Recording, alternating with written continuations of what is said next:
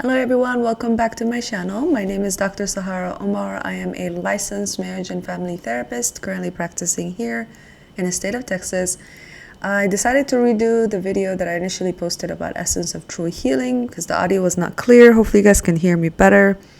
But let's just go ahead and just redo the whole thing. Why not, right? So when we talk about true healing, right? So what is healing in general? A lot of people talk about I'm in my healing journey or entered my healing era, but no one actually dissects it for you. Like, what does it look like? What do you need to be doing as a human being to arrive at feeling that wholeness again? Okay, so I'm going to point a couple of things out. So from birth, as a human being, we end up having what we call a God void, right? So from birth, we don't know why we're here, what's going to happen to us after we die. We also don't have any memories before we got here, how we got here, right?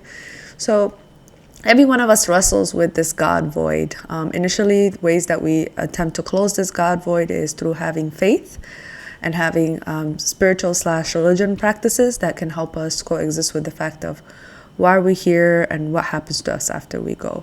From a scientific perspective, we know energy cannot be created nor destroyed, which means we come from somewhere and eventually we're going to go back to that somewhere that we come from, hopefully, right, in a different form. So what would that look like, right? So we do need some sort of faith-based practices that can help us close and come to an understanding that we are okay no matter what, okay? And then and I'll tell you guys how I close my void. I personally am Christian, so the only way I know how to close this void is through Christ. But I'll share with you guys my journey, hopefully in this video or even in the future videos, depending on how far I go. All right, so then from 0 to 10 years old, we need three things. We need stability, emotional warmth, and safety. Okay, and I'll explain a little bit what those look like. And then absent of one of those or all three creates a secondary void called the human void. I call it the human void. Is this secondary emptiness that reminds us of what was missing initially, okay? So what do we need first? So stability-wise, we need a lot of things to be the same, right? So we need same sets of parents, like mom and dad, same sets of relatives, child caregivers like nanny, or if you go to daycare.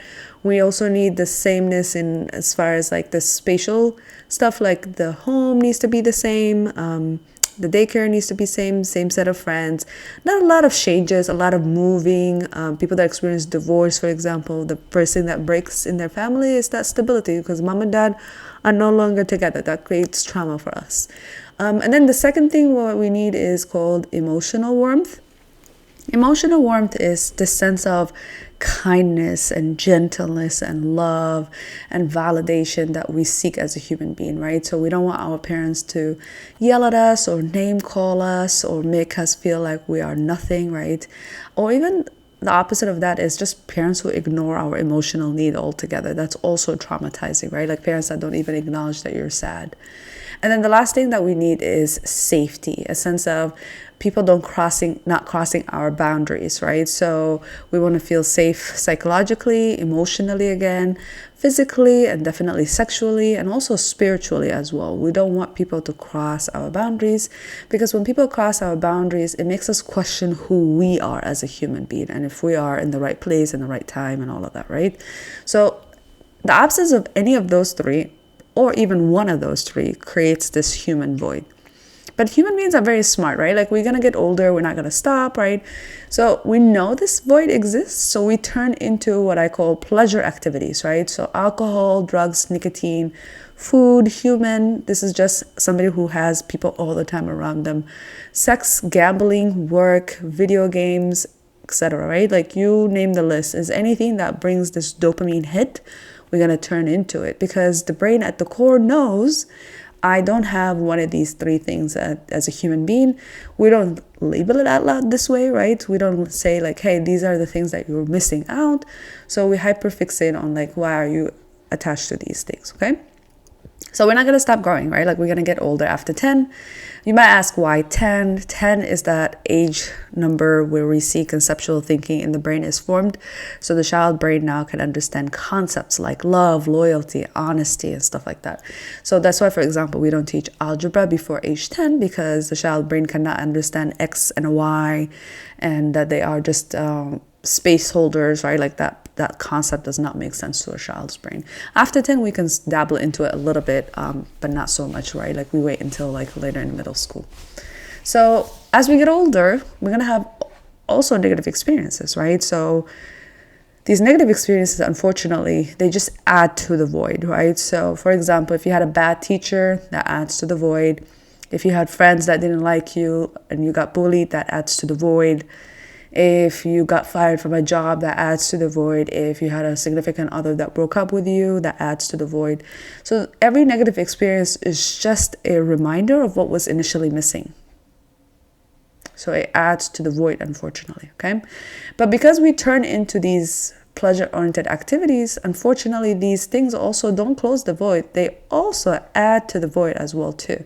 Because everything on this list has their own set of consequences, right? Like their own set of negative experiences that come with it, right? So alcohol, for example, if you drink a drink, you build tolerance. Eventually, you end up looking for something more that can satisfy the appetite, that hunger that you have for yourself, right? Next thing you know, you're forming something called alcoholism, right? And you're spiraling down as a human being. All right, so the question then becomes, how do you close this void? Okay, the only way you can close this void is two things. There's two steps that you have to take. Forget about all the other pseudo-healing experiences of like sitting in circles and chanting and screaming and doing yoga. None of that actually closes the void, okay? The only way that you can close this void is, one, you do need to sit down with someone. This is where I recommend therapy. Out loud, you have to say out loud what was missing. I missed out on stability. Mom and dad divorced at this age. Somebody else has to witness the fact that these things were missing, right? Because when you go to therapy and you start talking about what was missing and why it was missing, you're learning how to hold your parents accountable. You're learning how to hold people around you accountable. You're learning to not self-blame as well too, right? So in a way, you are challenging the story that you keep telling yourself why things were missing and why things were happening to us in the first place, okay? So the story has to make sense. And then once you leave your therapist's office, this is where a lot of struggle that I see with people that have been with other therapists and then they come to therapy with me. They don't know how to meet that initial needs, right? So actively, you have to give yourself stability, emotional warmth, and safety. So when you leave your therapist's office, you need to create stability if stability was missing, right? So get a job that you like. Go back to school if you have to, so that way you can identify what is it that you really like. Live in a neighborhood that you really feel safe in, right? Sometimes you have to move out of the state that you live in just so you can create that stability for yourself, okay? Date people that will respect you, right? That's another way to create that stability for yourself. So create a routine even. So if you're like not able to do any of the stuff that I listed out, just wake up the same time, go to bed the same time, eating certain times in the day, working out. That alone is creating a sense of stability for yourself, okay? If emotional warmth was missing, you have to learn how to be kind to yourself, practicing self-compassion. You probably heard that word. And also surrounding yourself with people that are so kind and gentle towards you, right? People that say things like, I'm proud of you, I love you, you got this, you're gonna be okay, you are on the right path, right? Like some sort of a validation. Most of us seek validation in the wrong places, like social media. Social media is not fulfilling as a human being. So you need to find other people that are also going to validate you, that are in your system, or you have to also learn how to validate yourself. It's both, right? Like it's not either or, it's both. So being kind to your younger self and talking in a healthy way towards your younger self, which is always going to be with you. And then safety.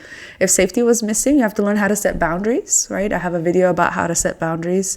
You can go back and watch. So learning how to say no to things and no to people, keeping yourself safe, because as an adult, you're still responsible maintaining that safety for yourself, right?